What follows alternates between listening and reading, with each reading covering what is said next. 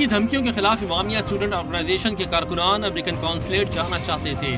Police نے مظاہرین کو آگے بڑھنے سے روکنے کے لیے راستے بند کر رکھے تھے، جنہیں کھولنے کی کوشش کے دوران پولیس اور کارکنان میں جھڑپ ہو گئی۔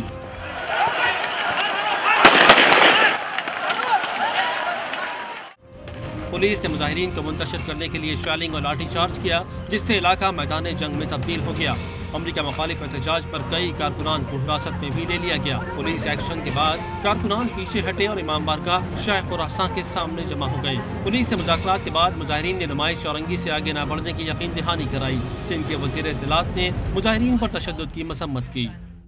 پورے ایکٹ کی میں مذمت کرتا ہوں، اس طرح نہیں ہونا چاہیے تھا۔ یہ بات جیت ہو رہی تھی اور نمائش سے ایمبیسی کا بھی کافی دور ہے، اور ابھی یہ بات ہو ہی رہی تھی کہ یہ اس طرح کا سلسلہ ہوا، جس پہ ہوم منسٹر صاحب سے بھی میں نے بات کی ہے، ایڈیشنل آئی جی صاحب کو بھی کہا ہے کہ اس مسئلے کو فوری حل کیا جائے اور انکوائری کی جائے کہ کیوں یہ واقعہ پیش آیا۔